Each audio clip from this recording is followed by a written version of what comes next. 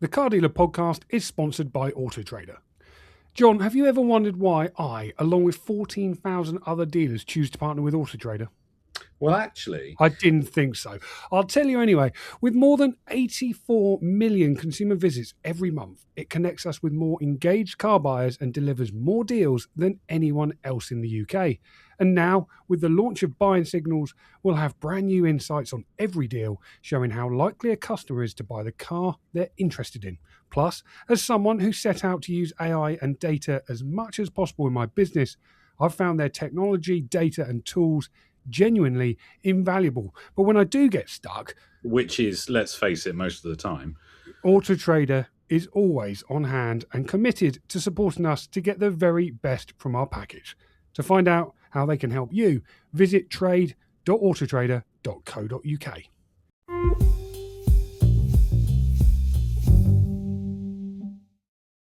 Welcome back to the Car Dealer podcast, where we pick our favourite stories of the week and ask an industry guest to choose which were the best. I'm John Ray, and joining me this week, fresh from skateboarding down a mountain or whatever it is he's been doing, is James Baggett. James, lovely to see you.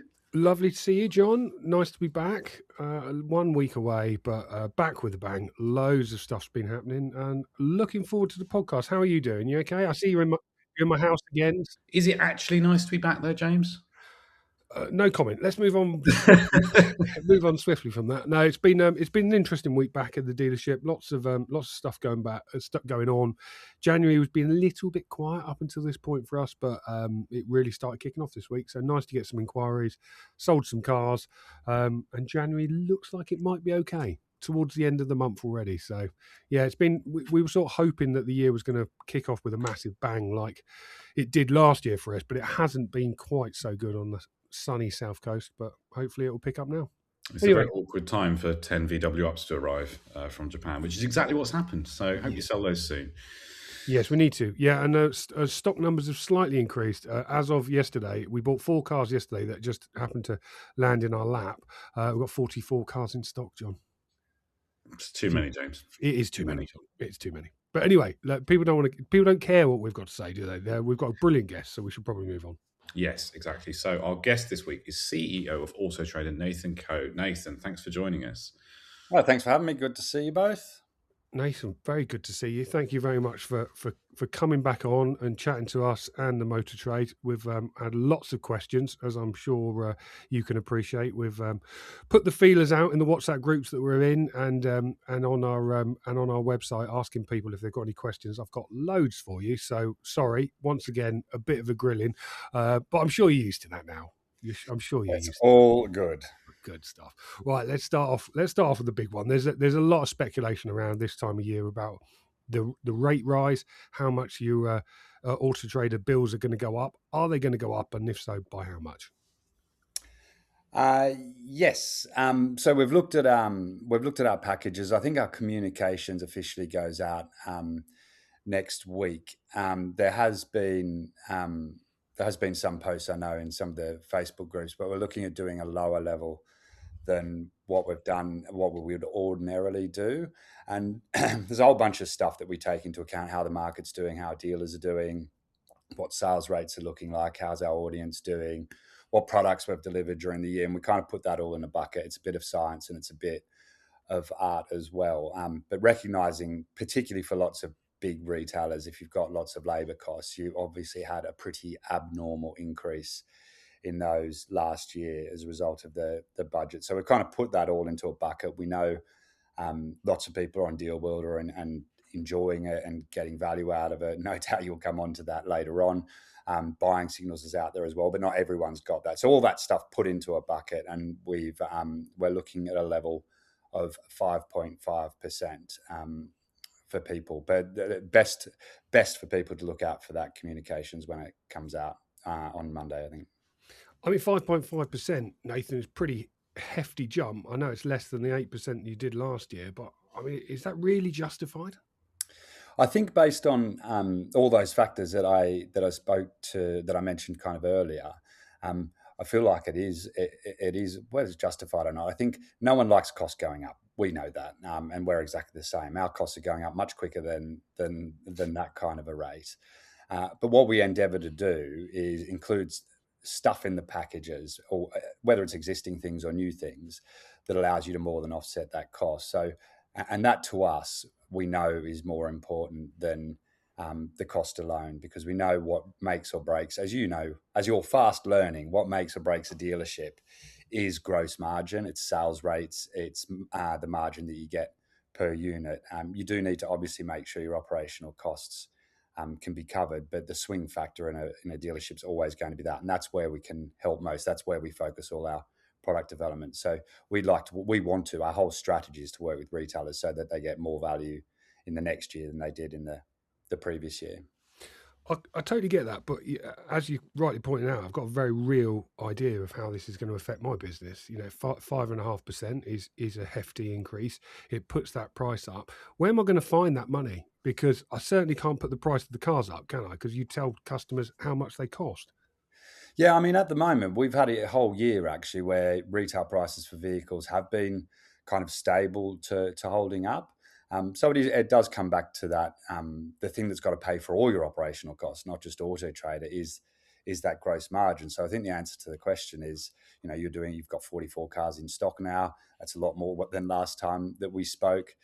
Make sure that you get margin on those sales times margin. Hopefully adds up to a bigger year of profit next year than you had in the previous year, and hopefully we can do some part to working with you to help make that happen.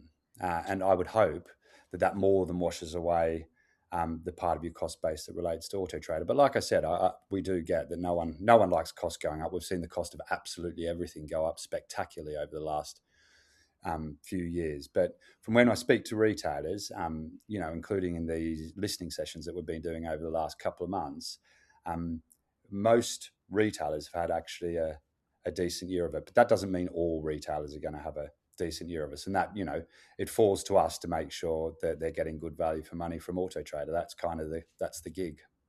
Yeah, I'll come on to those customer groups because I want to talk to you at length about those. But just on this point, you've clearly had a lot of backlash off the back of Deal Builder, which I've got some questions about too. Yep. There's been a lot of discontent out there in the industry. Are you worried more dealers are going to leave now you're putting the prices up again? I mean, it comes at the wrong time. Do you not think?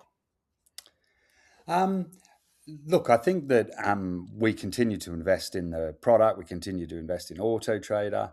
Like I said, I think that is, when we think about this, it's about partnership and what works for Autotrader.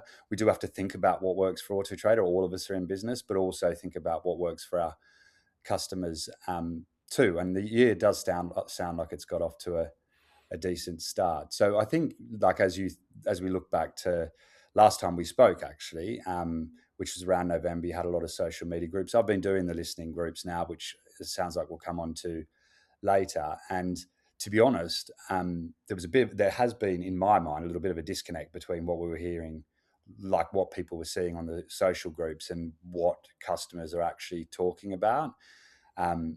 Much more, I mean, pretty much every group that we had, when Deal Builder was mentioned, someone would say, well, what about this Deal Builder thing? Are you going to roll it out to everyone? And for any person that asked that question, there was normally more people that said, oh no, I'm on Deal Builder.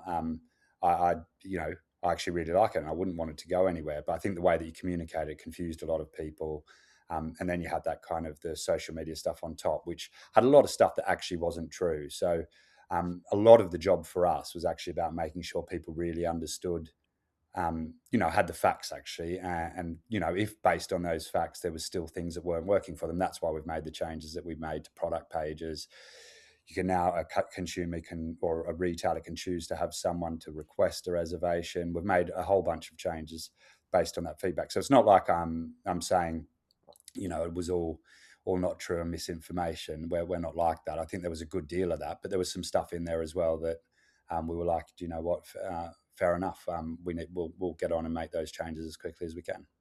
Nathan, I've spoken to a lot of people who are in those groups, and I've spoken to a lot of people who were there and chatting to you. I mean, I understand from the IMDA that they gave you a folder of feedback of customers who weren't particularly happy with a number of the changes that you've made. I mean, what changes have you made off the back of the feedback that you've had from those groups? Because from what I heard, that one of those panels, there wasn't a positive word to be said about Deal Builder. No, I don't. I actually don't think that's true at all. I would challenge that. You can speak to people that were in the group. I think there was definitely some people that said reservations doesn't work for my sales process, but we've made the optional reservation change. I think by and large, I mean, those people were in the group, so they can get in touch with me, send me an email if they think I'm misrepresenting them. But I would say Deal Builder was not a big focus of any of the conversations. I'd say, the sorts of things which won't surprise you at all, because you've mentioned it before, is things like price flags, the ability to contact customers, having more parity in the contact options for customers, some questions around the login to inquire, a bit of Deal Builder, but not a great deal. Particularly because for a lot of we pretty quickly reacted and said, well, we're going to make this change. So for a lot of people, those, the things about charging commissions for Deal Builder, we were never going to do that. Autotrader getting involved in stacking a deal for a dealer, that's not what it was all about. Us moving away from leads to deals. No, Deal Builder is deals on top of leads. A lot of those things just weren't actually true, to be honest. So I think, sometimes you have to clarify that. But no, I wouldn't say for the advisory groups. I would say Deal Builder was probably one thing, but there was probably 4, 5, 6 other areas that we spent way more time talking about. One of those I know is the signing in. You're now asking your consumers using the site to sign in before they contact dealers. I did a poll in some of the WhatsApp groups we've got, just asking readers what was the impact of that. Asking those dealers out there in those groups, what was the impact of those changes? Yep. Most of them said their leads have fallen from Autotrader by half since those changes have made. That's the majority of those people who responded said their leads have dropped by half. Do you think it's the right thing to do, asking consumers to sign in on the website? And why do you think it's so important? Let me start with why first. Without a signed in user, a car buyer is not known really, unless they inquire, not known to a retailer. There is no permanent connection between the car and the person, and there is no way for us to be able to put a profile around it. For example, buying signals to say, this person's local to you and they look really interested.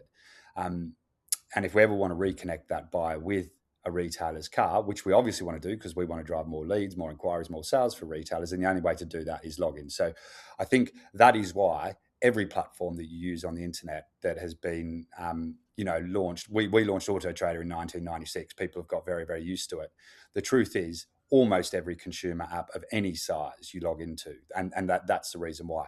Instagram, Facebook, car dealer Substack reviews, all these things you do sign into because it creates some permanent connection. So it's kind of just the way the internet generally works. And for us, the specific reason is a bit more around creating that permanent connection between the buyer and seller. However, if it led to leads across Autotrader dropping 50%, which I can tell you unequivocally they didn't, some customers might have seen leads drop by 50%. They tend to do that between September, October versus December. Then they should get in touch. But when we looked at the metrics on the site, what you actually saw, if you want to know what the math says, is you saw a swing to calls. So some customers that didn't want to log in to inquire just jumped on and called. We've changed the product page now, and even that up, and we are looking at we're also looking at that registration process, digging into it from a data perspective, but also testing some different approaches. So, we're not deaf-eared. We'll take that on board. But when it comes to the actual leads on average cross-platform, you did see a swing, but you didn't see leads really. They were pretty flat, to be honest, on the same time previous year. But when you're a car retailer, and you will have learnt this isn't your first year, is it? But you tend to make money through to October, hopefully, and then you try and hang on for dear life during November and December because it's not about leads on Autotrader. It's just the market quietens down an awful lot, and then like you said when we were chatting earlier, you hope that January comes out with a bang. Yeah, it certainly hasn't felt that way for us unfortunately, in terms of January kicking off, but I'm sure it will do soon. I'd like to just ask you your opinion. As the CEO of Autotrader, you've made some big calls. Putting these things in place. They are some Deal Builder is a big drastic change to the way deals are done with consumers. The signing in is a big change. It has dealers are telling us that there has been a drop off in leads. They're also saying that they are looking elsewhere for advertising. There are other options out there. Again, in those polls, I asked those dealers. 95% of those people who responded, I've got more than 100 people in these groups, 95% of the people who responded said they'd looked elsewhere as a result of the actions that Autotrader has taken. Does that worry you? Look, I mean, competition, as a car dealer, right? Competition is part of life in business, and that's no different for Autotrader than it is everyone else. Does it worry me? Look, I think we want we're running at the highest level of retailers there or thereabouts and we've ever had on the platform. And yeah, we've made some big calls. We made a big call to stop charging retailers during COVID. We made a big call around Deal Builder. So that is my job, is to make calls along with the team that we think improve Autotrader for its customers. So I do think that these are the right things to do. You've just got to make sure that you get that balance right and recognise that when it comes to retailers, there are 14,000 retailers that are on Autotrader's platform, and they all have different experiences. But of course, they're welcome to. We would never suggest that someone shouldn't use alternatives. Our business isn't that fragile, though. People wouldn't use Autotrader en masse if there were loads and loads of great alternatives out there that could drive the scale. And I think it is just the numbers we generate.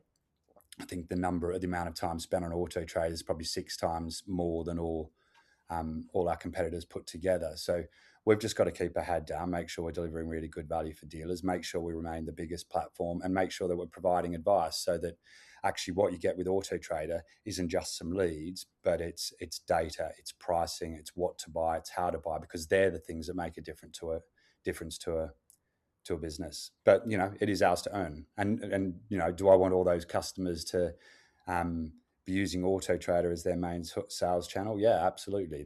That's our job to prove that and make sure we can do that. Nathan, your share price has fallen dramatically in the last 6 months, though, hasn't it? It's down 31%, accelerated too since those changes were made in November. Does that worry at all? Is it connected to this discontent that customers are feeling? Not at all. Not at all, actually. It has really got. If you look at all marketplace businesses like ours that are listed, realestate.com in Australia, Car Sales, Baltic Classifieds Group, Rightmove, all these marketplaces all around the world, like software businesses as well, have seen their share prices come down. That's all about investors' concerns about AI.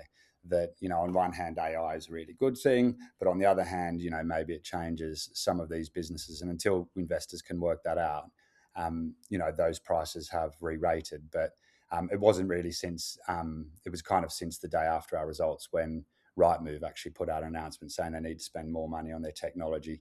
That, I wouldn't say that started it all globally, but it was around that time that happened. So not really. It's mostly all driven around bigger AI concerns.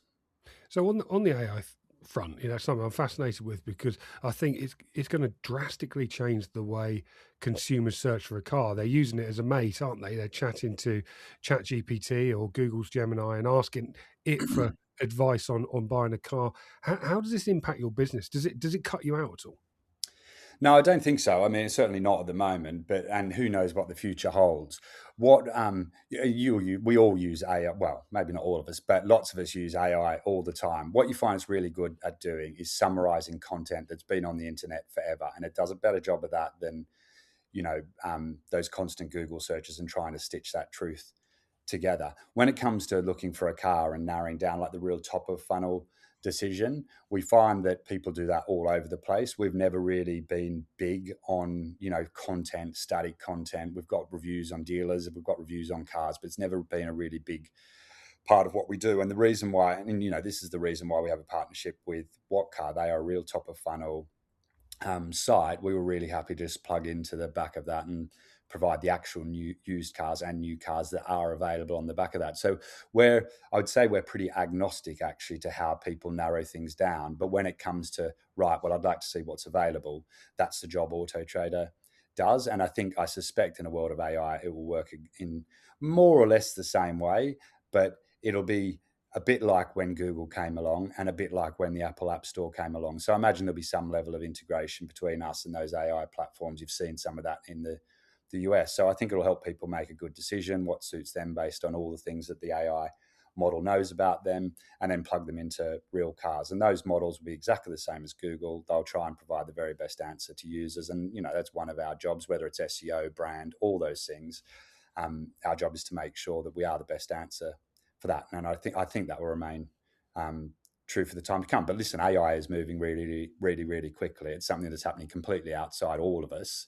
You're a publisher of content as well. You'll be thinking about these things as well. You've just got to kind of play each day as it comes with a bit of an eye on how the different scenarios might play out in future, and kind of get your positioning as best you can based on everything that you know. And we're no different to everyone else like that. Nathan, I understand there's some offers coming out for customers. Can you talk me through those, and are they going to be available to us all? Yeah, I mean, I won't go through the detail of the offers. That you'll get all that on Monday. But we've got 3 there around stock, around leveling up, and one other one as well. The reason for doing them is actually quite simple. It's kind of not to do with, I mean, it does give value alongside Autotrader's package prices changing. There is explicit value in that you would otherwise have to pay for. So I guess it's part of the answer to your first question, but that's not really why we've done that. We recognize that retailers, at the moment they are facing challenges. They would, many of them would like to try products, but they don't necessarily want to pay upfront in inverted commas for those. So we've given them a chance to be able to try those things out, give them a good kick at the start of the year, in terms of lifting up their business, being able to choose what works for their business and a time that works for their business as well. So it's quite a degree of optionality that we've built into these, which is kind of that, the partnership that we're trying to create, recognizing that it's your goals, not our goals, and trying to give people the tools to be able to do them whilst providing some control around it as well. So I think that, they're very, very good offers. And like I said, you can choose when it works for you, and you can choose what works for you. So it's something that we haven't really done it like this before, but from what we're hearing so far, it's gone down pretty well. Is it available to all customers? It's available to all customers on a standard package and above. So there is a starter package, which is kind of a really basic stripped back version of Autotrader, less leads, a bit less functionality as well. So the starter package doesn't have the offers. We have kept that for all our customers on standard and above, just kind of a fairness thing, to be honest. We did have some customers that went down to starter because of the cost pressures during last year. That's why the package is there, but it is stripped back. It's a bit like any mobile phone plan or anything that you buy. An iPhone, you pay more to get more. It would kind of be a bit crazy if we did have packages where you got exactly the same and some other people are paying more for it. So we offer that package when people want to make that decision, but it is stripped back and less valuable than the other packages. Otherwise, the flip side would not be true. Why would someone take standard? So we try and give, you buy more, you get more. And there is that different in the starter package. Those customers, though, for many customers, when they did talk about leads, so I speak to loads of customers, lots of them are very happy to email me. And I will say that when I looked into our side of the systems, if they said my leads are halved, and sometimes there were places where, texts and chats are actually down. And for some customers that are reliant on those leads have come down. But for a lot of them, it was they had less stock on and they had lower packages. And that will just reduce your leads. Otherwise, Autotrader is not providing good value on the other way, because if you were spending more, you'd expect to get more leads and have more cars on Autotrader. So it is one to watch for customers. So, I mean, I heard from one dealer, excuse me, who did downgrade as a result of the deal builder action to a starter package, and they were obviously told by their representative that they weren't going to be eligible for these offers, and they felt they were being punished for downgrading their package. What would you say to them? I don't think it's punished. I think it's just I do think it's just a pretty standard thing in business. You've got we have created a stripped back package that has less response. It costs less money, but it comes with less stuff. And that's just kind of pretty standard packaging practice, across food, across mobile telephones, across internet plans, all those things. And that's the way it works for us. So no, I don't think we're punishing someone for being on starter at all, but it is a package that is stripped back, costs less money. But we strip it back so it can cost less money and meet those people's needs. But yeah, the offers aren't applicable there. Definitely not punishment though, when that's not the way we do things. Nathan, I obviously wanted to give you the opportunity to put the record straight as well. There, when that action took place, there was lots of claims about how many people have downgraded, how many dealers have quit Autotrader completely. What's the truth? What did you actually see? What were the numbers looking like in terms of dealers leaving and dealers downgrading? Yeah, so I think I said at the time, it's a bit of a hard one if I'm honest. James, because we are publicly listed. So you've got to bear that in mind. It's not like I'm trying to bounce a question. At the time, it was just under 100 customers had downgraded, and just under 100 customers had taken part in the action. Then you go into December, and we typically do see customer numbers drop off a little bit as people, take a break, take holidays. It's a really slow time of year, just save costs. And no doubt some of those customers that came off during that time were linked to, some of the, say deal builder, but the kind of, I guess, campaign that some people are running, or the deal builder stuff. And then as we come into January, you start to see customer numbers come back. So it's a bit kind of jury's out at the moment. Well, jury's out at the moment. Those customers haven't all come back. We'd really like them to come back, but you've kind of got to give time for January to kick off, customers to start to have a bit more money in their bank accounts before we start judging those things. Nathan, we talked about those consumer groups. I just like to circle back. Customer groups. Customer groups. Sorry, yeah, customer groups. Now, I'd just like to ask you what you took from those. What have you actively changed as a result of the conversations that took place in those groups? Because I don't want those dealers thinking you're paying lip service just listening to them. I mean, they want to see action, don't they? So what action have you done?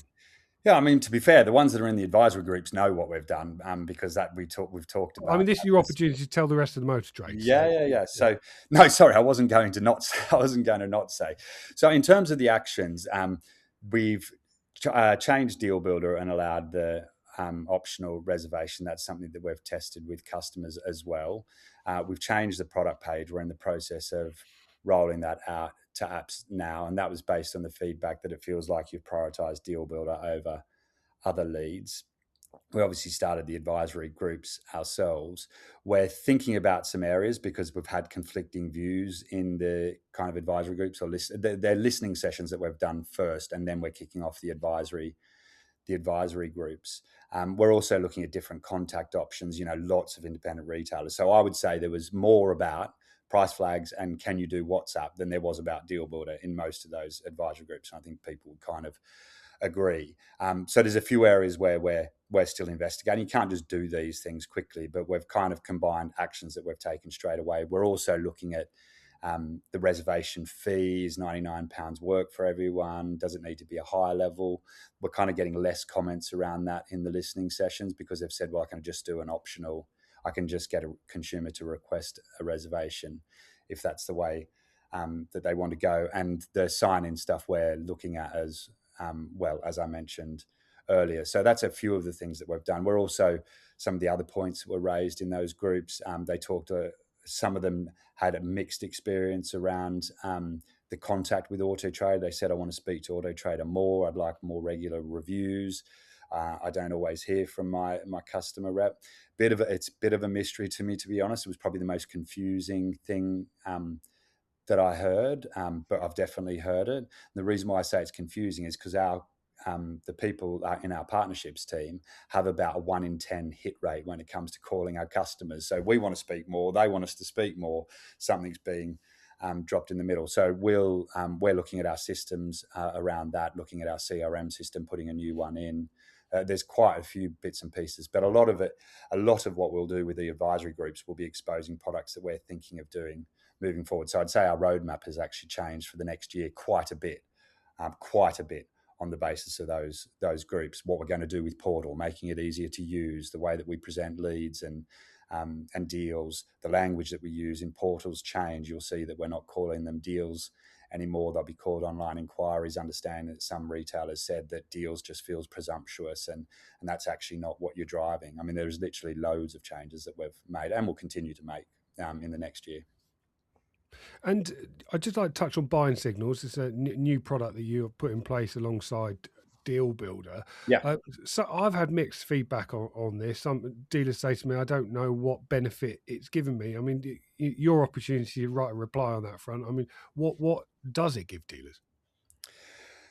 I mean, functionally, what it gives retailers is it tells you based on the huge amount of activity that happens on Autotrader. You can never know what a consumer's done when they walk into your store, when they come through on an inquiry, particularly, which is where buyer signals work. There's no way you know what journey that they've been on. What buying signals does is bundle that down into it's a number in the background, which becomes a flag to say, actually, based on what Autotrader has seen of this consumer's behavior, they look like they're really keen. So make sure that you give this one priority when it comes in. Good for the car buyer, good for the retailer as well. You can also find, subject to the consumer's position, whether the consumer's consent, you can also find out potentially what other vehicles they might be interested in if you don't have one that's for them, and whether they're a local buyer. So to be honest, I'm not sure I've had a great deal of, I'm not sure I've had any negative feedback, but I guess that's not what you're saying.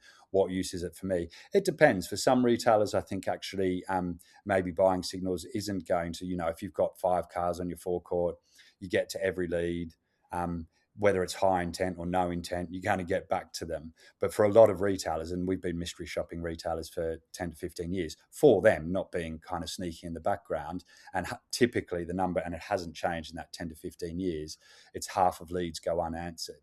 So for retailers that are in that situation, you'll make sure you get to the half that are going to convert into sales. So and for retailers, if buying signals is not something they value, you've got Deal Builder there as well. And most customers are on Deal Builder, certainly in those sessions. But I don't just rely on those sessions. I speak to lots and lots of retailers. Deals come through. They're a relatively small number compared to the inquiries that you get, and the sales you get from walk-ins are even bigger again than both of those. But the deals that they do get, they find them good, because a bit like buying signals, if the highest intent is someone's reserved a car, you can probably convert that one to a sale at a very high rate.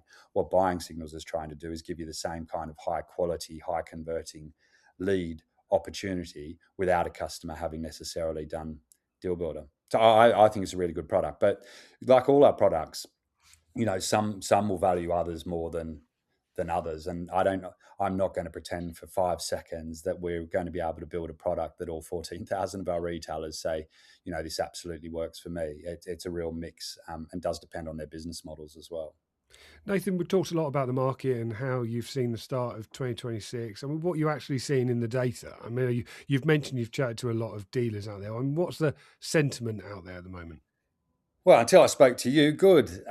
Sorry. So if the numbers is important. Audience looks good. Interest is strong. When we look at the sales on Autotrader, which is something that our retailers share with us, not every single retailer, but lots of retailers, that was up on last year. Pricing's been stable since, or pretty much through all of last year. I wouldn't say it's growing, so we're getting back to normal. I think that's a lot of the pressure, and I would say from the advisory groups and my reflection on what happened in November is retailers have had, we are returning back to normal now. It's the heydays of COVID are over, and we're getting back to more normal environments. But pricing's stable; it's not declining like we've seen before. That sets you up pretty well for margin. All the demand transactions look good. Demand data looks good. And if we look at transactions and our forecast for transactions for the year, it will be the first year that we think used car transactions will get pretty close to pre-COVID. So there will be more stock out there. Maybe we'll come on to this later. The shape of that stock is going to be quite different to last year, and it'll be really important to get that right in terms of running your business. But more stock, good solid audience, macro stuff in the UK kind of feels good, pricing stable, and customers are, most customers I've spoken to, not all, to be fair. I got an email yesterday from one customer who's having an absolutely terrible time of it, but most customers that I speak to, particularly the big ones, are saying both new and used sales rates are are off to a really good start. And then what about the big challenges then for dealers this year? I mean, is there anything that you've identified that they should be worried about?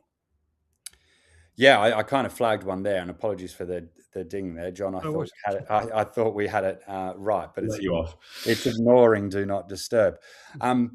So I think the shape of stock is the biggest thing. So if you look at last year, we had new car sales. We started to see a bit more push in the new car market. For some retailers, if you're dealing at the younger end of the market, that's probably going to ramp up a bit this year. There's some, we've seen a lot of growth in Chinese volume. They're competing quite aggressively. That will kind of ripple across the market. And those, if you see pressure in the new car market, that does tend to hit the 1-year-old cars, and the 1-year-old cars hit the 2-year-old cars. It kind of peters out after then. So you've got to watch that young end of the market. There's still good opportunity, but you want to be turning those cars pretty quick and buying them well. Last year, under 5-year-old cars was down on the year before. So lots of franchise retailers, the ones that did well, actually pushed out into some of the older vehicles. Well, this year, there will be a lot more vehicles in the under 5-year category. But where people did well last year, which was the 5 to 10-year-old category, that is going to be down. Because you're starting to see that ripple through for COVID. And then over 10 years, there's plenty of supply. So you need to think about that, because what happens with supply is when supply is up, it will put pressure on trade prices and potentially retail prices. When it's down, you'll tend to get a bit more margin. So all those cars are good for trading. But in terms of getting volume, getting margin, you need to make sure you're playing in the right spot. So work for your business, but also work there. So I think that's probably the number one thing. When I look at who did really, really well last year, and there are big retailers I know, very, very good operators that were up kind of double digits in terms of used car volumes. If you want to do that again, that stocking strategy becomes quite important, especially if you're talking hundreds and hundreds of cars, which maybe this time next year you'll be at, James. Don't know about that. The other thing is margin is obviously getting your pricing right. You should be selling cars 30 to 40 days once they've gone on Autotrader. You want to be pricing them well from the start. Autotrader can obviously help you do all those things. One thing we can't help you with, but I think is really important to margin and goes missed and actually has been declining over time, probably been the bigger pressure on dealer margins than anything else, is part exchanges. If you can get a part exchange, your margin is so much better on that vehicle. And if you want to really maximize margin, that is the single best way to do it. Much harder than it used to be, because there's lots of car buying services. We've seen and talked to retailers, and they're telling me their part exchange rates have gone from what used to be 40 to 45% as standard on used vehicles down towards 30, and some of them even a shade below that. So if I was running a dealership, and I'm not pretending I know what I'm talking about, I just talk to lots of people that do, then that's one of those things I would be really paying attention to. And then there's operating costs, obviously, which is we've talked about labour costs being up. There's another increase, but it's a bit more normalised this year. So hopefully that beds its way through. Typically, you find costs that affect all dealers together will find their way into the margin, because no one can operate a business at a loss. And a lot of the stuff that we're doing is about improving that margin and helping to improve operating costs. Deal Builder is in early stages, Buying Signals is in early stages, but both Co-Driver has kind of been rolled out a year ago. All of those tools are about, well, how can we use Autotrader's stuff to help retailers with their operating costs? It goes back to that value point right at the start. So I would say get your stock strategy right, recognize that this year is actually going to be quite different to last year. Part exchange and pricing and turning your cars 30 to 40 days when it comes to margin, and use whatever you can to get those operating costs as efficiently as you possibly can. And the big operating cost is labour for most businesses, not smaller retailers necessarily. Nathan, just finally, we've given some dealers some bad news here, haven't we? We've given them that you've told them that 5.5% bills are going to go up. There's some other things that they will listen to this podcast and they won't be particularly pleased about. This is your opportunity to speak directly to them and just tell them why you should continue using Autotrader.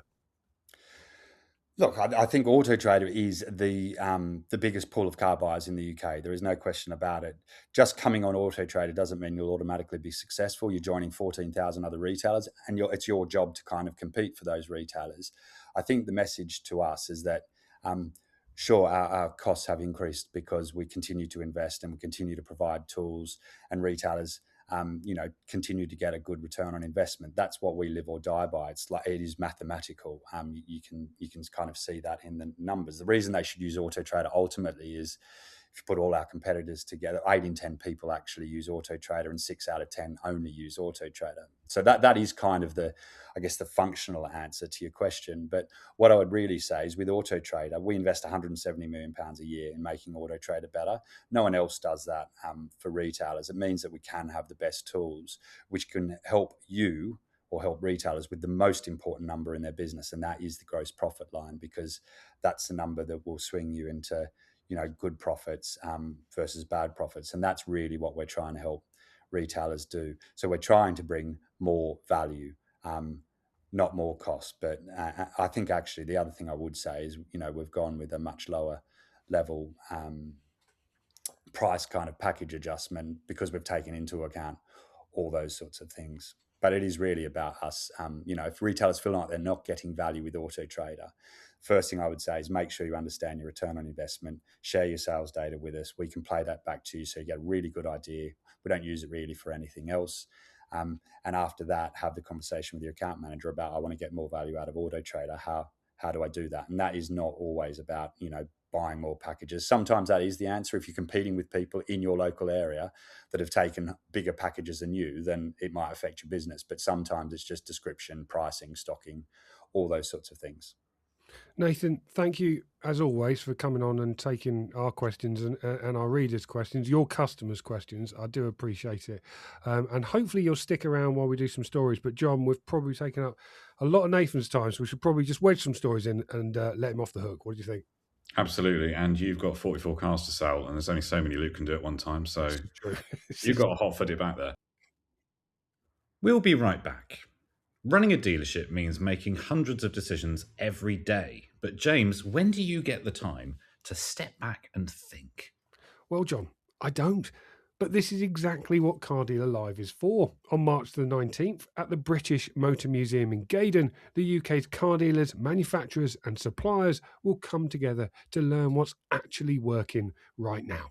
You'll hear from dealers who've built great businesses and exclusive research from headline sponsors Autotrader, as well as Google, Motorway, Cox Automotive, Keyloop and Impel. We'll be tackling the big questions like how buyers are really using AI, what Chinese challenger brands mean for your forecourt, and how the best dealers are growing faster than anyone else. Maybe you'll actually learn something, James. Bit rude, John, but you're probably right. Car Dealer Live is sponsored by Autotrader and takes place on March the 19th at the British Motor Museum. Tickets are available now at cardealerlive.co.uk. Now, a quick word from one of our sponsors. Attention Car Dealer podcast listeners. Do you want a better, quicker, more profitable way of trading out of your part exchanges or overage stock? List your cars on Dealerway today and connect with over 3,000 vetted trade buyers actively looking for vehicles. No hidden fees, no hassle. Start your own custom auctions from your desk or the palm of your hand in our game-changing app, or advertise your stock on quick, easy, buy it now listings to our eager buyers who are waiting to quickly acquire vehicles. What are you waiting for? Join Dealerway today at dealerway.co.uk and streamline your disposals. John, have you ever wondered why I, along with 14,000 other dealers, choose to partner with Autotrader? Well, actually, I didn't think so. I'll tell you anyway. With more than 84 million consumer visits every month, it connects us with more engaged car buyers and delivers more deals than anyone else in the UK. And now, with the launch of Buying Signals, we'll have brand new insights on every deal, showing how likely a customer is to buy the car they're interested in. Plus, as someone who set out to use AI and data as much as possible in my business, I've found their technology, data and tools genuinely invaluable. But when I do get stuck, which is, let's face it, most of the time, Autotrader is always on hand and committed to supporting us to get the very best from our package. To find out how they can help you, visit trade.autotrader.co.uk. Now, back to the podcast.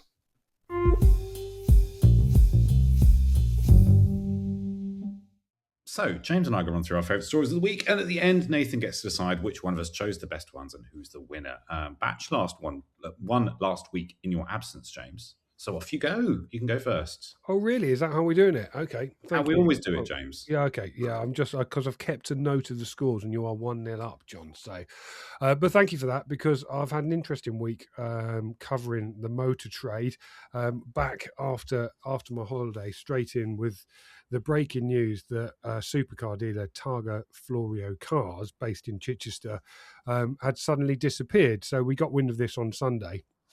And I started investigating it then. And knowing they're just down the road from us in Chichester, you and I, John, hot-footed it down there, didn't we? We did our proper Dominic Littlewood impression. No, we didn't. But we popped down there, didn't we? And poked our head around the bushes of Targa Florio Cars, and actually found this supercar dealer had in fact disappeared. I knocked on the gate. They're a Valentin business that was based next door. Opened the gate and actually took me over to the dealership, where I knocked on the door, which was open, so I could poke my head in and see what it was like. And I mean, the computers were still on the desk, pictures are still on the walls, no cars anywhere to be seen. It's not unusual for a dealership to disappear, but it's the circumstances in which this one that has disappeared that is unusual and very worrying. There are a number of customers online saying that they're owed money. They're are alleged to have had a sale or return strategy, which is where the dealer obviously takes the car in from a customer, sells it on their behalf, takes a margin, and then obviously the trust element of that is handing the money back to the customer that had the car in the first place. But it seems that this dealership hasn't done that. So they've kept hold of customers' money, and the cars have disappeared. There are other customers say that they've paid for deposits on cars and they haven't been returned. There's outstanding warranty claims, and others say they had finance agreements on cars that they part exchanged to the business that weren't settled. So a very worrying situation. The website has disappeared. The phone number doesn't work. It says they're permanently closed on Google. And I had the sole director, William Kirkham's mobile number handed to me, and that mobile number no longer works either. So he's disappeared, the cars have disappeared, and the car dealership has closed. We've contacted William Kirkham many times, asking him for comment. There's a video on our YouTube channel all about the collapse of this dealership. But it's rumbled on a little bit. I spoke to Sussex Police. They've confirmed to me that they are investigating this dealership. They said they're aware of a number of reports involving payment issues over vehicle sales relating to a company in Chichester, and their inquiries are ongoing at this stage. And I also spoke to Trading Standards this week, who's local Trading Standards to this business, who say they're paying very close attention to this case. So I think it's a very worrying one, this. Targa Florio Cars is not a fly-by-night operation. They've been going since 2009. In fact, they've won a number of our used car awards over the years. Very successful business at the time. Fantastic feedback on Autotrader and on Google in terms of their reviews. But it just shows you how fragile these supercar businesses can be. I mean, I spoke to a number of dealers, John, off the back of this, and they said that sale or return policy of a way of running your business is so risky, especially when you're selling Ferraris. You imagine if you've sold a Ferrari, the engine goes pop, you've handed the money to the customer, the previous owner, the engine goes pop, all you've taken is a margin. That customer comes back under Sale of Goods Act and says, I want my money back. Well, you have to find the money and hand it back to you, and it's not you. All you've been is the middleman in that situation. So you only need a couple of those to stack up for this to be devastating, and it clearly has been for Targa Florio Cars. We don't know what exactly has happened. As I say, we've contacted Director William Kirkham several times, asking him for comment. He has not responded. Social media pages have gone dark. Their LinkedIn pages have been disabled. So we can't contact him. We've got no way of doing it. If he's out there and wants to comment, he can contact us. But at the moment, it does not look good, does it? No, and it's sad news for them, sad news for their employees, sad news for their customers who, are alleged to have been, many of whom are alleged to have been left in the lurch with money owed to them. I mean, as you say, we can only speculate. We've looked through Companies House records. I mean, there are some Company House records outstanding at the minute. I think it's the confirmation statement's overdue, isn't it? But based on the last few years of results, you can see there's not a lot of money in the pot for, as you say, supercars and things going wrong. And if the majority of them were sold in that way on SOR, you can see how it would go wrong very quickly.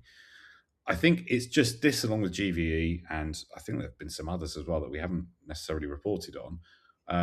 Well, in fact, there was I suppose there was something involving criminality with a Porsche dealer in North Yorkshire. Lots of supercar dealers have been disappearing in the last few months and years.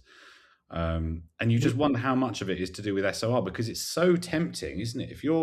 I think with GVE, for example, you can see there was an element of, dare I say it, perhaps showing off a little bit. It's a heavily social media enriched dealership. And the more fancy supercars you have in that dealership, the more successful you look. But none of them belong to you. And as you say, when it goes wrong, it really goes wrong. And I just don't think it works for cars. Cars are that awkward thing. And we have, sometimes you kind of take with a pinch of salt dealers complaining about the Sale of Goods Act and how it shouldn't really apply in quite the same way to cars. This general 6-year, depending on how you want to argue it in court, amount of time that consumers can go back to you with complaints. It's very different from buying a kettle or, to take the sale SOR type thing. Where this works probably is in, let's say, antiques or something like that. No one returns a bureau to an antiques dealer that was SOR because something's fallen off it. You accept that it's 300 years old. And maybe at the very, very high end of, your Tom Hartley Jr. type stuff, the stuff that is literally relics, you probably don't have people returning cars in quite the same way. But with things like your modern Porsches and Ferraris and Lamborghinis, you are going to get people coming back with warranty claims, and there's no money in the pot. So we felt like proper reporters doing this story, John, didn't we? We when we turned up at the proper journalists. Makes a nice change, doesn't it? When we turned up at Targa Florio Cars, we spotted another cameraman who was outside, who was filming away with his DSLR camera, and I said, John, it looks like the BBC are here, because we knew the BBC had got wind of this story as well. And John went, no. There's no way that will be the BBC. His camera's terrible. It's probably some YouTuber, he said, in some derisory manner. And I went up to him and said, oh, where are you from? He went, oh, yeah, BBC, mate. Yeah.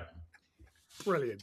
But it was good fun, wasn't it? Trying to scoop the BBC, which we did. It was. They were very displeased, both of them. I think they were very displeased when we were there. Yeah. Cameraman and reporter. But there we are. As we would be if somebody had turned up, if AM had turned up to scoop it from us. Not that they unlikely. But anyway, Nathan, what did you see this story? I mean, I know it's hard to comment on it, but it's really, I mean, mate, what are your thoughts on the sale or return kind of? If you were a dealer, would you do sale or return? Listen, I think it's a model. I kind of agree with everything you said. I mean, first of all, it is, it's not great because these things can ripple through the industry. It'll make anyone, buying a supercar have that little bit of nervousness, and it's not, it's not good for the staff. It's not good for customers that have lost money. I think the sale or return model, it's been around for a while, hasn't it? But I think because it's a bit easier, you don't have to put the same level of working capital into it. So on the surface, kind of looks all right. Don't have to worry about stocking loans, depreciating cars, all the things, all the things that retailers have to deal with every single day.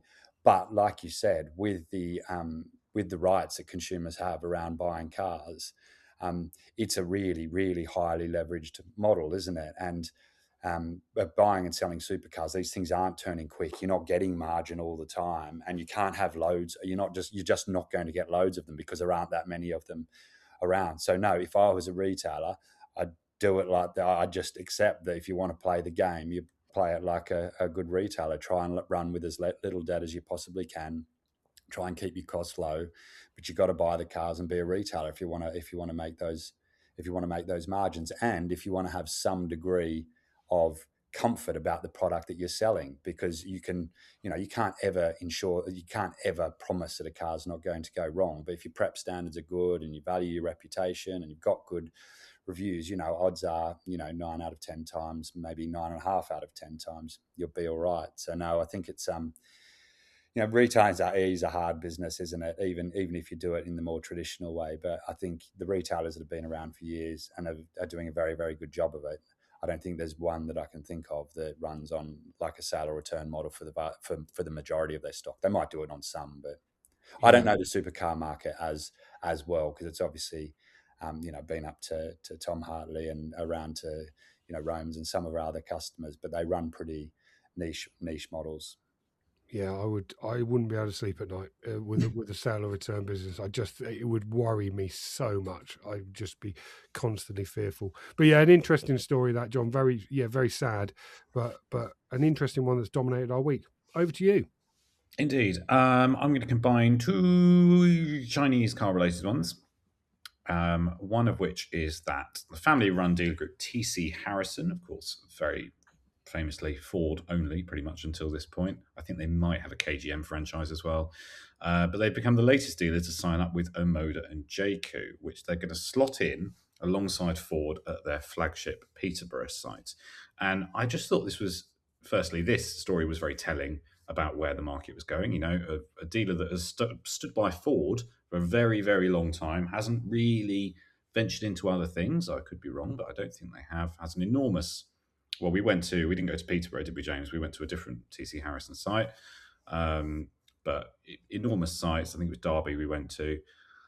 The fact that they're now looking to diversify is an indication, again, that things are not all well in legacy manufacturer land.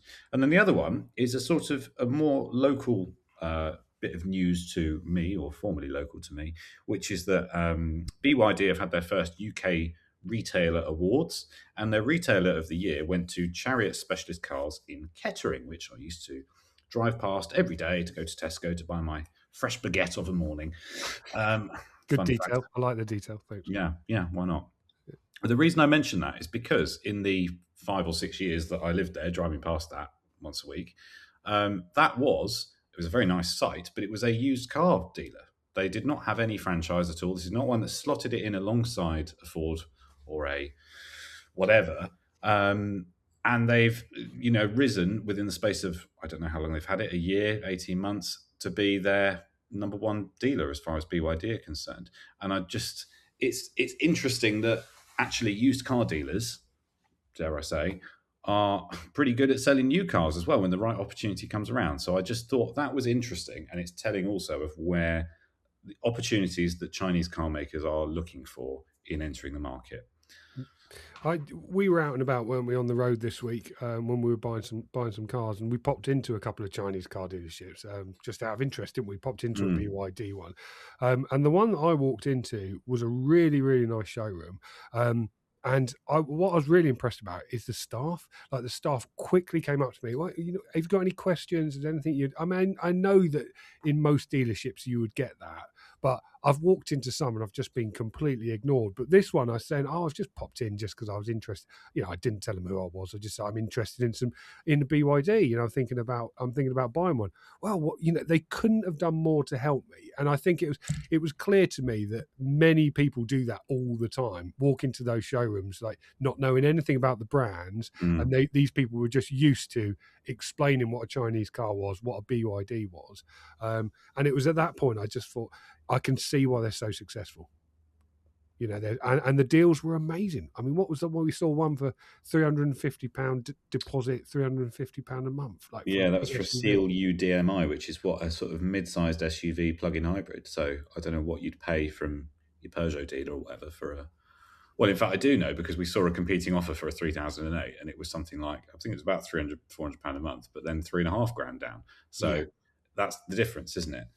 It's changing the face of the landscape. I mean, Nathan, you must see this all the time. I know you guys are really close to it. I mean, are you amazed at how quickly these Chinese companies have taken a foothold? Yeah, in short. I mean, and to put some numbers, I think I have these about roughly right, but literally in the space of a year, some of these manufacturers have got to the same market share as very, very well-known legacy manufacturers, got up to 5% market share each. That's 10 between the two of them, and there's more brands coming. It is gobsmacking, to be honest. And from what I hear from retailers too, is that they're very pragmatic to work with. They're very quick to respond. They're very quick to make decisions. I think what you're seeing with the used cars. So I wasn't aware of that one actually, the Chariot, but you are seeing that for a lot of retailers where there are pressures on other brands. We know Ford are selling a lot less passenger vehicles than what they used to, as strategic decision that they've made. Actually, it allows retailers that are sitting on some legacy property to be able to fill them in. And so it kind of works for the Chinese manufacturers, works for the retailer as well. Some of the retailers I speak to, though, are saying that those spare sites are starting to run out. And so the big question is, well, how do you, where are we going to find the space? Because what's quite helpful is when you're filling out a site, there aren't massive CI CapEx requirements that the Chinese manufacturers are putting on them. And the cars are selling. But the British public have shown that, they've not got a whole mass of brand loyalty when it comes to EVs. We thought actually that whole education process of what's JQ, what's a motor, what's BYD, what's a seal would be much more bumpier road than what it's turned out to be. So yeah, I agree with you. I think it is totally changing the landscape. In a way, though, if you're a franchise retailer, you kind of got to be thinking about this, don't you? Because the world's going to EV, whether you like it or not, when it comes to new cars. And it feels like that lower price bracket, well, even the upper price brackets as well, these manufacturers are going to be a big chunk of that in a way that they never did before. So, I think most of them that you speak to, even those that were holding off, are now starting to say, I need to start placing a few bets with some of these newer manufacturers, because it's pretty clear whether they're all here to stay. Some will, we've gone from 40 new car brands to 70 in the past 4 or 5 years. Will they all be here in 5 years' time? No. Do you know which ones that they are? No. So it's super interesting, but it's working out for retailers. Yeah, I've been looking into this Chinese cars side of things for a feature, an upcoming feature, and some of your colleagues shared some stats with me, and one of them just absolutely blew me away. It was the fact that on Autotrader, 1 in 4 new car leads currently goes to a new entrant brand. 1 in 4, 25%. I mean, that is absolutely staggering, isn't it? Yeah, no, it is. There's two things behind that. The brands themselves are doing a lot of advertising, but also the price point works better. Generally, the lower the price point, when it comes to new cars, the more response that they'll get. So they're playing right in that bit of the market that actually has had less product from traditional manufacturers. Lower price point, it's like, red carpets laid out to get more leads. Yeah, madness. Well, John, I mean, we've probably run out of time, and so it's a one story head to header, isn't it? So it is. Well, first, Nathan, I'm going to ask: are there any stories you think we should have covered this week, but we haven't? I mean, probably quite a lot, to be honest with you. No, I think. You talked a bit around Renault, didn't you? And the Stellantis, talking about these cars are just costing a bucket of money. I think those do pick up. One, the fragility of retailers, and two, the rise of EVs. I think they're two pretty good stories. I'll do exactly the same as I did last time, because I'm an optimistic and character that likes to look on the brighter side of life. I think the fact that retailers are doing well out of some of these new Chinese manufacturers when the businesses some of their other brands are under pressure. I think it's kind of a good news story. It's not all Chinese manufacturers doom and gloom, and the industry's going downhill. It shows the thing about retailers that I just find so impressive is that they're the most adaptable group of people that you'll ever come across, and they find a way of making it work. Whether it's COVID, whether it's new manufacturers, whether it's cost pressures, they manage to keep changing, keep doing well, and keep serving kind of the UK, making sure that they're in the cars that they love so much. Couldn't agree more, and I'm not just saying that because you've chosen my story there. It does sound like you've won there, doesn't it? That was a win to you, John. That was a win to you. Thank you. Write that down, James. Well, I will write it down, and I'm sad my investigative journalism. Well, I will credit you with that. That was very high quality investigative journalism. So not taking anything away from that. Well, thank you. I'll take second place. And your praise, much appreciated. Yes, and if anyone would like to see James comedically bending down to talk to a man through a gate, the video is available on our YouTube channel. Well, thank you for that, Nathan. That's fantastic. I will take that win. And all that's left for me to say is thank you for joining us, and thank you for putting up with James's many, many questions. That's a pleasure. Hopefully the rest of your day is a bit more relaxing. That's okay. He's got investors next. No, I don't, thankfully, actually. Board papers. Nice to see you, Nathan. Thanks for your time. Cheers. See you guys. Thank you as well to James for coming back from his skiing. I'll just give you a small anecdote, listeners, before we go, which is that when James announced he was going skiing the other week to his employees in his dealership, our new employee, Lucas, in fact, he said, I'm going skiing. This is what James said. And then he turned around about 5 minutes later and went, I'm a snowboarder, by the way. And Lucas immediately started laughing, which I don't think was the reaction that James was looking for there. It was embarrassing, but even more embarrassing that you brought up on the podcast. So thanks for that, John. Yeah, no worries at all. Yeah. Thank you all for listening. We'll be back next week with another episode where I make more fun of James. So make sure to subscribe to be notified when that goes live. If you want to check out the stories you mentioned today, take a look in the show notes below or head to cardealermagazine.co.uk. Thanks for listening and goodbye.